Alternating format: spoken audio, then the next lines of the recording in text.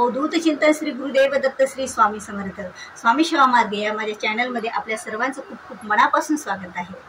आज आहे 31 मार्च आणि 10 एप्रिलला आहे आपली स्वामी जयंती, स्वामींचा प्रगट दिन। त्यामुळे बरेच सेवेकरी आपल्या स्वामी जयंती निमित्त, स्वामीच्या प्रगट दिनानिमित्त स्वामींच्या सेवेला सुरुवात केलेली आहे। बघा, कोणी 21 दिवसाची सुरुवात केलेली आहे स्वामींच्या सेवेला, तर कोणी 11 दिवसाची म्हणजे आजपासून सुरुवात केलेली आहे, तर कोणी 7 दिवसाची पण स्वामीची सेवा करत आहेत, कोणी 5 दिवसाची पण स्वामीची सेवा करणार आहेत, तर कोणी 3 दिवसाची करणार आहेत, तर कोणी स्वामी जयंतीच्या दिवशी ज्याला वेळ आहे त्या दिवशी पण सेवा करणार आहेत। पण आपल्याला स्वामी जयंती निमित्त काहीतरी स्वामींच्या सेवा ह्या आवर्जून करायला पाहिजे, आपल्या घरातील प्रश्न सुटण्यासाठी, किंवा आपल्याला एक स्वामींचं नामस्मरण करून जे आपल्याला आनंद मिळतो त्या आनंदासाठी, किंवा स्वामींनी आपल्याला बरेच कामे हे आपले केलेले आहे, स्वामींनी आपले बरेच प्रश्न सुटलेले आहेत आणि आपलं जीवन हे सुरळीत स्वामीनं चालवलेलं आहे। कोणत्याही मार्गाने करा, पण स्वामींची सेवा ही या 11 दिवसामध्ये आपल्याला जेवढे जमतील तेवढे दिवस ही सेवा करायची आहे। सांगण्याचा उद्देश एवढाच तुम्ही समजला असेल। आणि आपल्या घरामध्ये बघा, ज्या वेळेला वादवाद, कटकटी, भांडणे अशा बऱ्याच गोष्टी होतात आणि घरामध्ये सगळ्यांचे ज्या वेळेला एक मत नसतात, सगळ्यांची विभक्त मते असतात, एक म्हणतं दुसरं म्हणतं, आपण असं म्हणतो एक चिंच म्हणतं तर एक आंबा म्हणणं एकच असतं, पण दोघांचे मत असे वेगवेगळे असतात। त्यामुळे काय होत असतं, घरामध्ये वाद होत असतो, भांडणे होत असतात, सतत ह्या कटकटी होत असतात आणि ज्या वेळेला कटकटी होतात त्यावेळेला आपल्या सर्वांच्या जीवनावर असा खूप परिणाम झालेला असतो। कारण सर्व सुख शांती असून सुद्धा या टेन्शनमुळे आपलं जीवन हे जगणं कठीण झालेलं असतं आणि ज्या घरामध्ये कटकटी भांडणे होतात त्या घरामध्ये लक्ष्मी माता सुद्धा वास करत नसतात। त्यामुळे आपल्या घरामध्ये मग आर्थिक टंचाई पण भासते। आता बघा, कारण एक छोटंसं की आपले एकमेकांचं जुळत नाही, एकमेकांचे मत एकमेकाला पटत नाहीत, पण त्याचे खूप मोठे परिणाम आपल्या घरावर, आपल्या आयुष्यावर, आपल्या जीवनावर, आपल्या जगण्यावर, आपल्या सर्वच गोष्टीवर ह्या होत असतात। त्यामुळे ती गोष्ट आपल्याला कुठेतरी थांबवायची आहे, एकमेकावरचं प्रेम आपल्याला वाढवायचं आहे। प्रेम असतं पण ते टिकत नसतं, म्हणजे वाद घरात ज्या वेळेला होतात त्यावेळेला माणूस प्रेम जरी एकमेकावरचं असलं तरी एकमेकाला बोलून तिथे आपलं सर्वांचं एकमेकाशी खूप असं भांडण होतं आणि त्यावेळेला एक मधामध्ये ईर्ष्या आणि द्वेष हा निर्माण झालेला असतो, थोड्या वेळापुरता का होईना, त्यामुळेच तर भांडणे होत असतात। तर काय करायचं आहे, सर्व आपल्याला थांबवायचं आहे आणि हे थांबवण्यासाठी स्वामी जयंती, जसं दत्त जयंतीची आपण सेवा करतो, दत्त जयंतीला आपण दत्त महाराजांना, स्वामी महाराजांना प्रसन्न करून घेत असतो, त्याचप्रमाणे आज सुद्धा आपण स्वामी जयंती आणि स्वामी प्रगट दिनानिमित्त, म्हणजे आता तुम्ही जयंती म्हणा किंवा प्रगट दिन म्हणा, पण तो 10 एप्रिललाच आहे, कोणतंही काही म्हटलं तरी चालते। त्या वेळेला जर आपण स्वामींना विनंती करून काहीतरी आपल्यासाठी मागितलं किंवा मनोभावे एखादी सेवा त्यांच्या चरणी अर्पण केली तर त्याचं फळ हे अगणित असतं। कारण जयंती आणि प्रगट दिन जसं उत्साहात आनंदात आपण साजरा करतो, त्याचप्रमाणे तेवढ्याच उत्साहात आनंदात आपली केलेली सेवा ही स्वामी महाराज स्वीकारत असतात।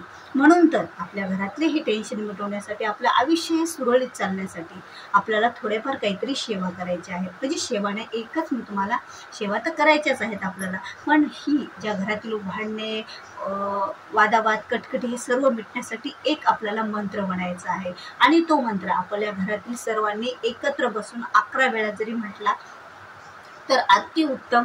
कारण ह्या मंत्राचा प्रभाव एवढा प्रभावशाली आहे की आपल्या घरात एकमेकाशी ज्या वेळेला आपलं जुळत नाही, एकमेकाशी पटत नाही, ते सगळ्या गोष्टी बघा, कोणत्या घरात कसं असतं, मुलाचं वडिलाशी पटत नाही, वडिलांचं मुलाशी पटत नाही, आईचं मुलीशी पटत नाही, आईचं मुलाशी, अशा बरंच विभक्त, म्हणजे कोणी कुणाचं असं पटत नसतं, पण ते सर्वांचं एक मत करण्यासाठी, सर्वांचे एक विचार येण्यासाठी आपल्याला हा मंत्र हा जप करायचा आहे, म्हणजे थोडंसं म्हणायचं आहे। हा मंत्र म्हणायला 1 मिनिट वेळ लागतो आणि आपण जर सर्वांनी 11 मिनिटं घरातले 11 दिवस दिले तर खरंच आपल्या समस्याचे निवारण होणार आहे। बघा, समस्या खूप लहान आहे पण त्याचा परिणाम खूप असे मोठे असल्या कारणाने आपण नक्कीच त्या गोष्टीवर विचार करायला हवा।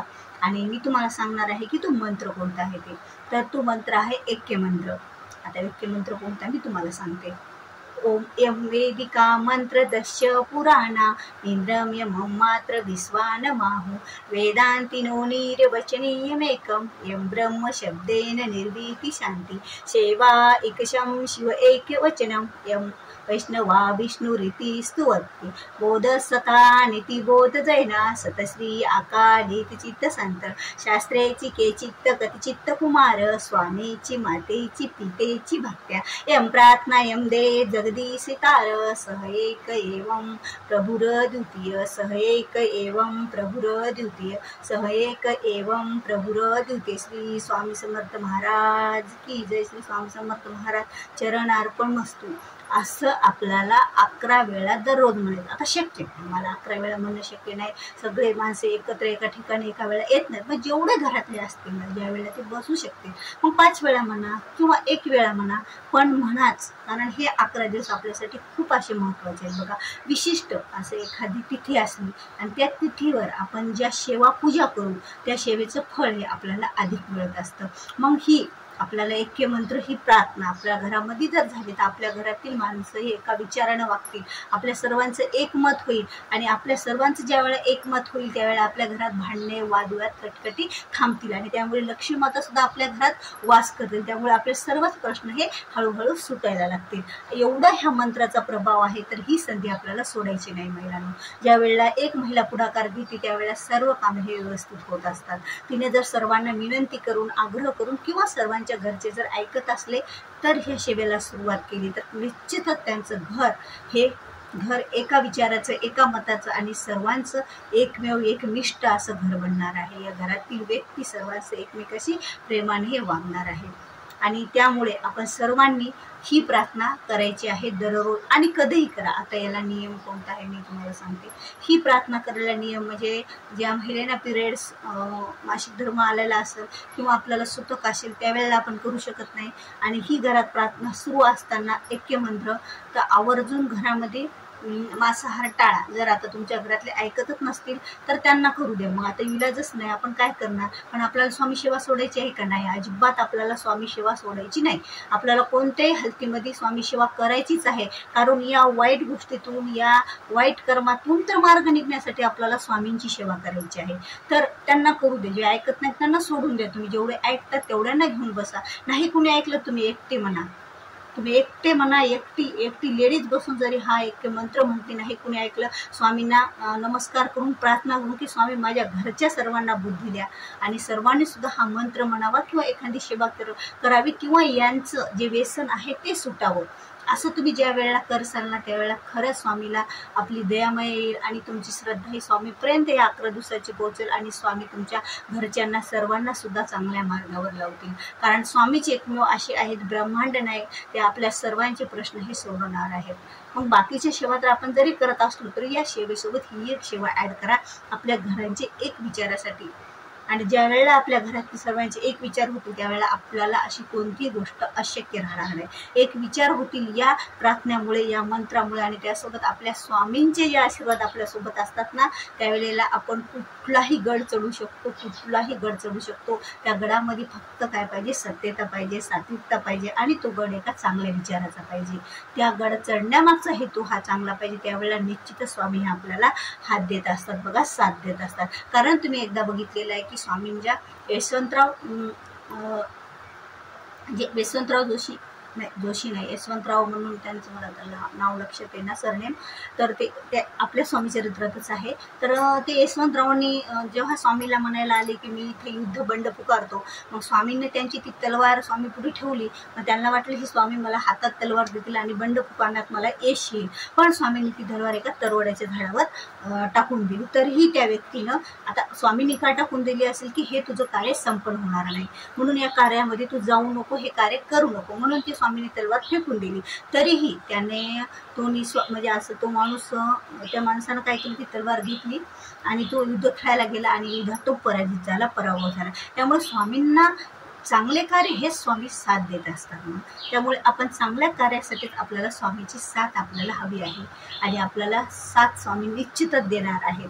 आणि ही प्रार्थना करा, आणखी स्वामीची सेवा करा. दिवसभर स्वामी मंत्राचा जप आपल्या तोंडात सुरू राहू द्या. बघा कसं असतं, आपण एका जागेवर बसून वेळे अभावी नाही करू शकत.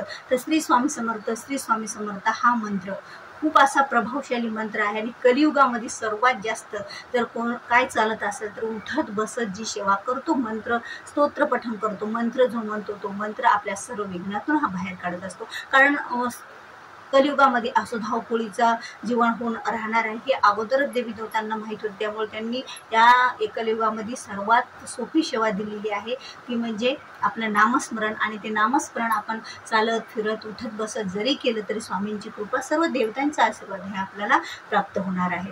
व्हिडिओ आवडला व्हिडिओला लाईक करा, शेअर करा, नवीन असाल तर सबस्क्राईब करा. भेटूया पुन्हा अशाच एका नवीन व्हिडिओ सोबत. तोपर्यंत श्री स्वामी समर्थ.